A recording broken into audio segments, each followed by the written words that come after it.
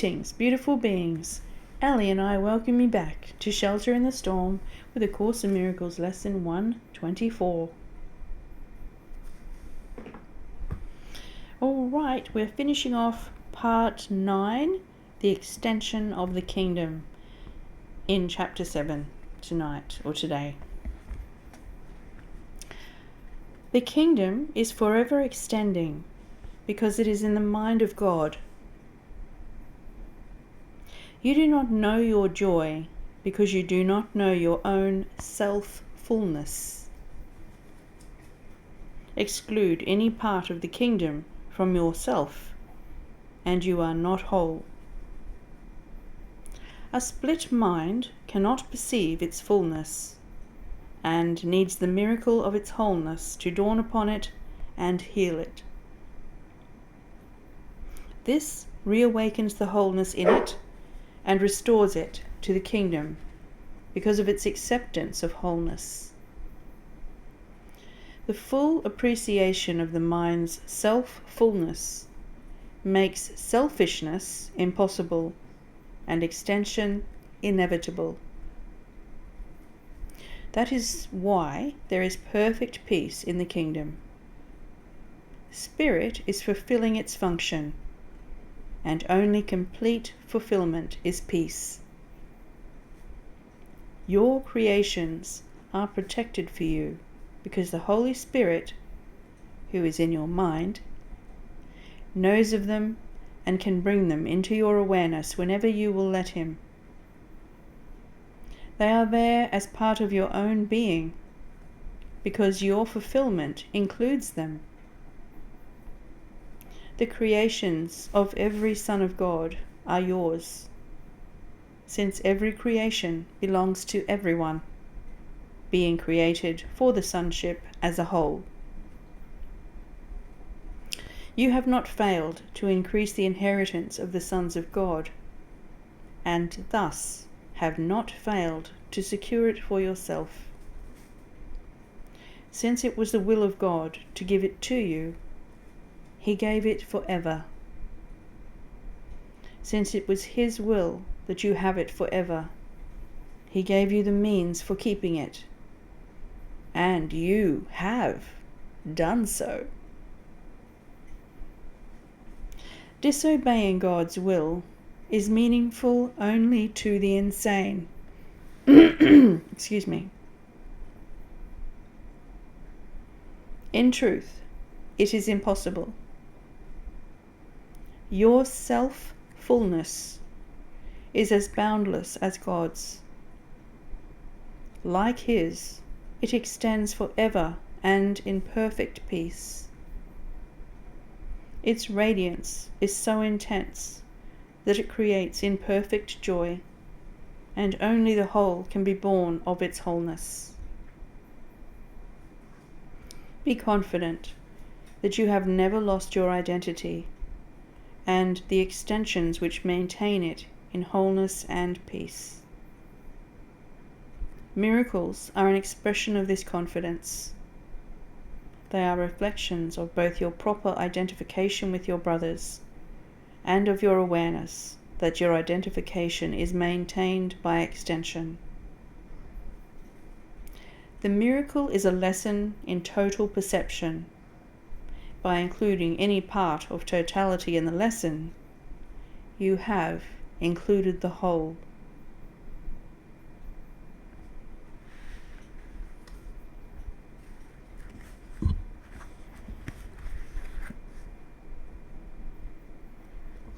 Let us go to lesson 124.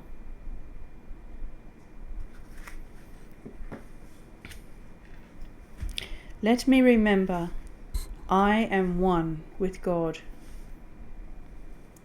Today, we will again give thanks for our identity in God. Our home is safe. Protection guaranteed in all we do. Power and strength available to us in all our undertakings. We can fail in nothing. Everything we touch takes on a shining light that blesses and that heals. At one with God and with the universe, we go our way rejoicing, with the thought that God Himself goes everywhere with us. How holy are our minds! And everything we see reflects the holiness within the mind at one with God and with itself. How easily do errors disappear and death give place to everlasting life.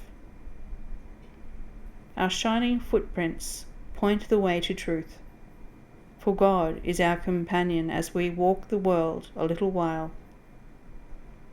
And those who come to follow us will recognize the way, because the light we carry stays behind, yet still remains with us as we walk on. What we receive is our eternal gift to those who follow after, and to those who went before or stayed with us a while. And God, who loves us with the equal love in which we were created, smiles on us and offers us the happiness we gave. Today we will not doubt His love for us, nor question His protection and His care. No meaningless anxieties can come between our faith and our awareness of His presence. We are one with Him today in recognition and remembrance. We feel Him in our hearts. Our minds contain His thoughts. Our eyes behold His loveliness in all we look upon. Today we see only the loving and the lovable. We see it in appearances of pain, and pain gives way to peace. We see it in the frantic, in the sad and the distressed, the lonely and afraid, who are restored to the tranquility and peace of mind in which they were created. And we see it in the dying and the dead as well, restoring them to life. All this we see because we saw it first within ourselves. No miracle can ever be denied to those who know that they are one with God. No thought of theirs but has the power to heal all forms of suffering in anyone, in times gone by and times as yet to come, as easily as in the ones who walk beside them now. Their thoughts are timeless and apart from distance as apart from time. We join in this awareness as we say that we are one with God. For in these words we say as well that we are saved and healed, and that we can save and heal accordingly. We have accepted and now would give. For we would keep the gifts our Father gave. Today we would experience ourselves at one with Him, so that the world may share our recognition of reality. In our experience, the world is freed. As we deny our separation from our Father, it is healed along with us. Peace be to you today. Secure your peace by practicing awareness you are one with your Creator, as He is with you. Sometime today, whenever it seems best, devote a half hour to the thought that you are one with God. This is our first attempt at an extended period for which we give no rules nor special words to guide your meditation. We will trust God's voice to speak as He sees fit today, certain He will not fail. Abide with Him this half an hour. He will do the rest. Your benefit will not be less if you believe that nothing happened. You may not be ready to accept the gain today. Yet sometime, somewhere, it will come to you, nor will you fail to recognize it when it dawns with certainty upon your mind. This half an hour will be framed in gold, with every minute like a diamond set around the mirror that this exercise will offer you. And you will see Christ's face upon it, in reflection of your own.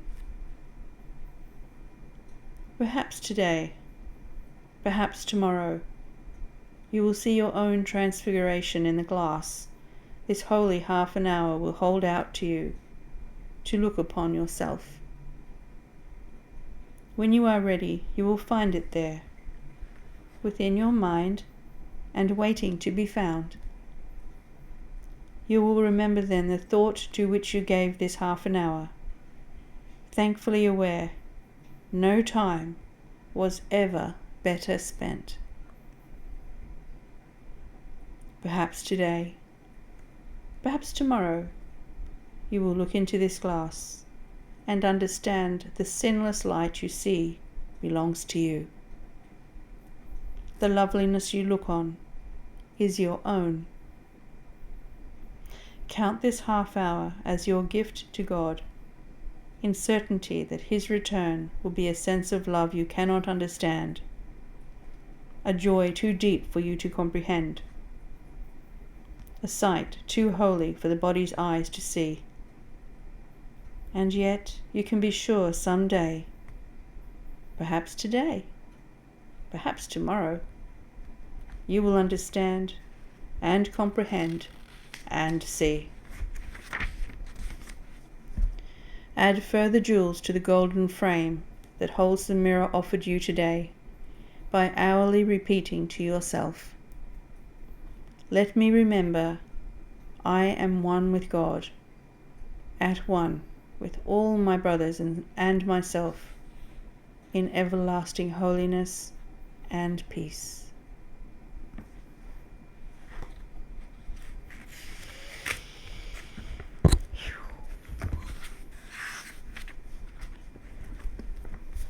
And there we have lesson 124. Let me remember I am one with God. And there's Renee Phillips' beautiful illustrations, watercolors.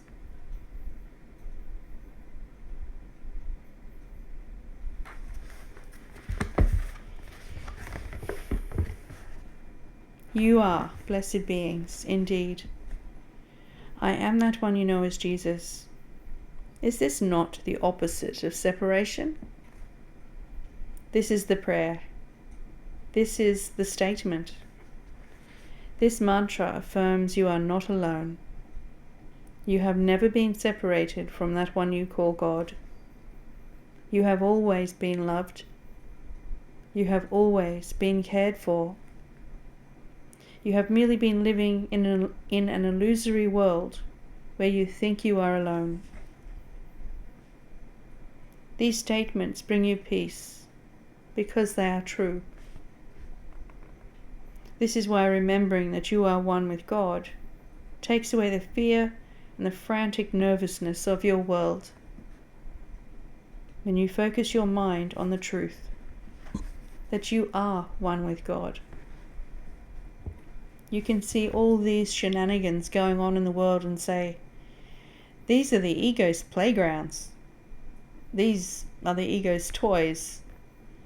I'm really not that interested in them. You save so much energy by not believing the playground of the ego.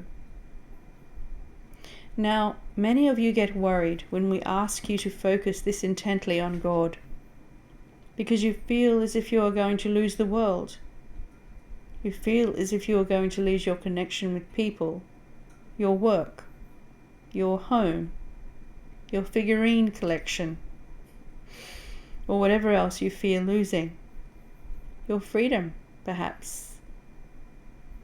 This is the clue that these are your idols and why you came into separation, to chase these things.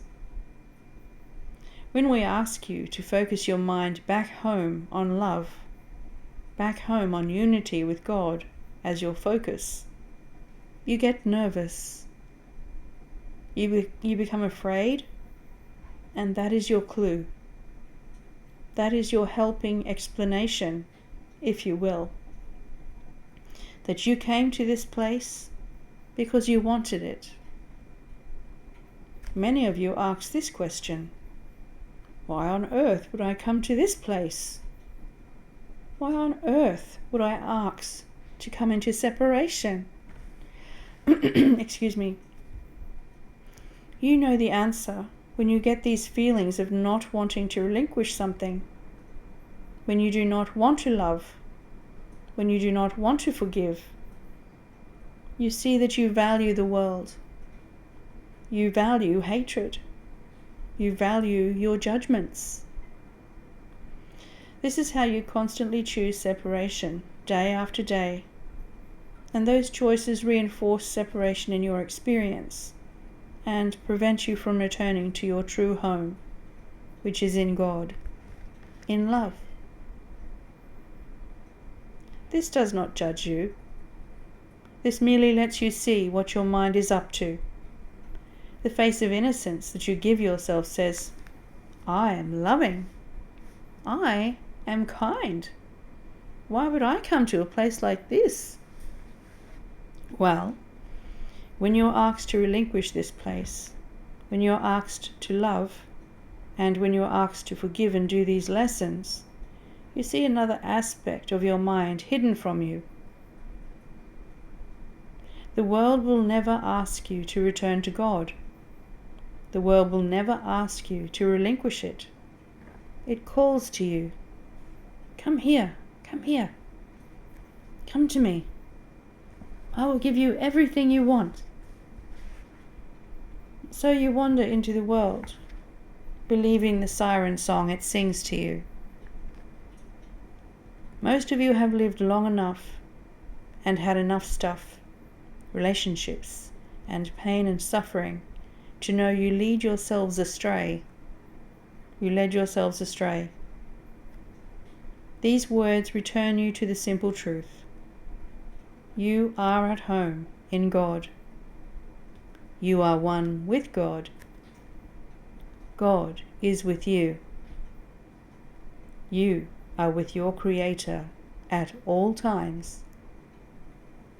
I am that one you know as Jesus, and we will speak to you tomorrow.